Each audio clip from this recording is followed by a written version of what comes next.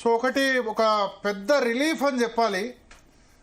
మోడీ ప్రభుత్వం సాధించిన దౌత్య విజయం అని చెప్పాలి. అంటే దౌత్యం ద్వారా ఏమి సాధించవచ్చో అది ఇవాళ నిరూపితమైంది. సరే, ఇప్పుడు మిగతా పడుతున్న కష్టాలకి మనం మోడీ ప్రభుత్వాన్ని బ్లేమ్ చేయాలి. But at the same time మిగతా దేశాల నౌకలు ఏవి కూడా హార్ముజ్ జలసంధి ద్వారా ఇంతవరకు రాలేదు. నిన్న రాత్రి అమెరికన్ షిప్ రావాలని ప్రయత్నిస్తే దాని మీద అటాక్ చేసింది. అటాక్ చేస్తే అది మొత్తం తగలబడిపోయింది. ప్రాబ్లం ఏంటంటే అమెరికన్ షిప్ తగలబడిపోతే చనిపోయింది పాపం మన భారతీయుడు. అంటే ఆ షిప్లో ఉన్న వాళ్ళు ఇండియన్స్ కూడా ఉన్నారు, అంటే దాన్ని పనిచేసే వాళ్ళు ఇండియన్స్ కూడా ఉన్నారు.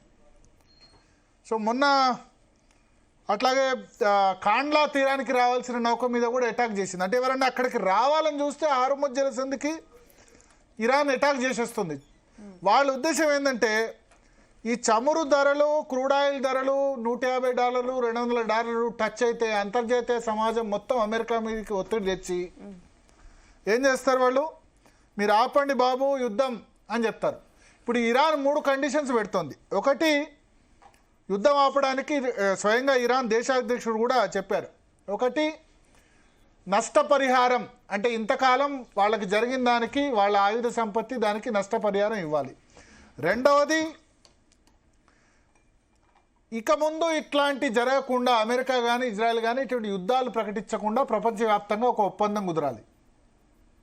మూడవది, ఈ దేశాలు ఏవైతే ఉన్నాయో, ఎందుకంటే ఒక్క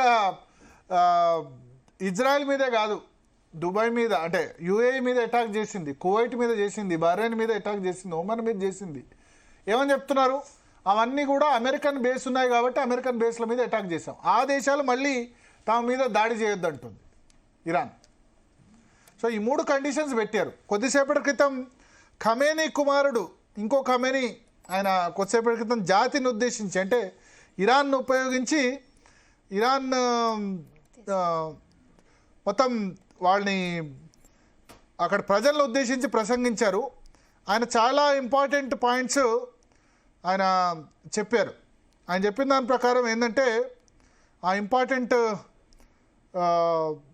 పాయింట్ ఏంటంటే, హార్ముజ్ జలసంధి మూసివేత అట్లాగే కొనసాగుతుంది, గల్ఫ్ దేశాల మీద దాడులు ఆపబోము. ఎందుకు దాడులు ఆపబోము అంటే, ఈ గల్ఫ్లో ఉన్న అమెరికా సైనిక స్థావరాలన్నిటినీ వెంటనే మూసేయాలి. అమెరికాకు మీరు అక్కడ ఇచ్చినప్పుడు, అమెరికా ఆ సైనిక స్థావరాల ద్వారా మా మీద అటాక్ చేస్తున్నప్పుడు మేము ఎందుకు ఆ దేశాలని స్పేర్ చేయాలని అంటున్నారు. కొంత వాస్తవమే కదా, మీరు ఆ దేశాల మీద అటాక్ చేస్తుందే చూస్తున్నారు.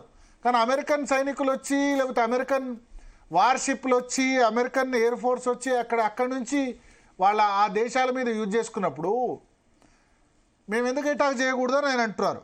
అట్లాగే యుద్ధం వల్ల నష్టపోయిన ప్రజలందరికీ పరిహారం, గాయపడిన వారికి ఉచితంగా వైద్యం అందిస్తామని ముస్తఫా ఖమేనీ ప్రకటన చేశారు. సో హార్ముజ్ జలసంధి మళ్ళీ అదేవిధంగా మూస్తుందనగానే మళ్ళీ ఒక్కసారిగా క్రూడ్ ఆయిల్ మళ్ళీ $100 టచ్ అయింది.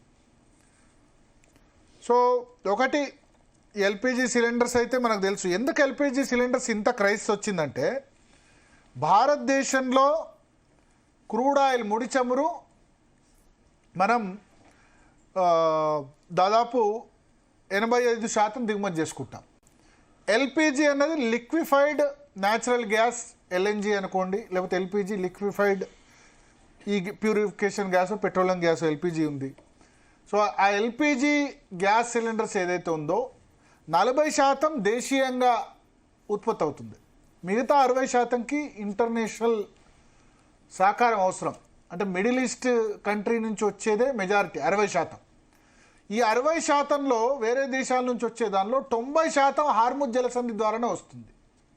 అంటే మిడిల్ ఈస్ట్ కంట్రీస్ ద్వారానే వస్తుంది. అంటే 60%లో 90% అంటే దాదాపు 50% షార్టేజ్ ఇప్పుడు ఉంది. సో 50% షార్టేజ్ ఏర్పడ్డప్పుడు కమర్షియల్ సిలిండర్స్, డొమెస్టిక్ సిలిండర్స్ ఇబ్బంది లేదు. ఇప్పుడు 25 రోజుల నుంచి 45 రోజులు చేశారు గ్రామీణ ప్రాంతాల్లో. పట్టణ ప్రాంతాల్లో మాత్రం 25 రోజులకు ఒకసారి మాత్రమే బుకింగ్ చేయాలన్నారు. సో గ్రామీణ ప్రాంతాల్లో ఎందుకు 45 రోజులు చేశారు? అవసరమైతే గ్రామీణ ప్రాంతాల వాళ్ళు కట్టెల పొయ్యి పెట్టుకుంటారు, కట్టెలు కొనుక్కు. అర్బన్లో అయితే పాసిబుల్ కాదు, ఎందుకంటే ఇళ్లలో కట్టెల పొయ్యి వెలిగించలేరు కదా, గ్రామీణ ప్రాంతాల్లో వెలిగిస్తారు కదా. కమర్షియల్ సిలిండర్స్ ఇంకా రకరకాల డిషెస్ లేవు, ఇబ్బందులు లేవు. రకరకాల డిషెస్ తయారు చేస్తే ఇబ్బంది అని కమర్షియల్ సిలిండర్ పెట్టారు. ఇప్పుడు మనకు దాదాపు 50% సప్లై అయిపోయింది. సో అందువల్ల ఆ విధంగా పెట్టారు. సో మొత్తానికి చూద్దాం ఈ కార్గో షిప్స్ లేకపోతే కమర్షియల్ షిప్స్ అన్నీ మళ్ళీ వస్తే కనుక పరిస్థితి సానుకూలంగా ఉంటుందా లేదా అన్నది చూద్దాం. మాట్లాడదాం. మనతో పాటు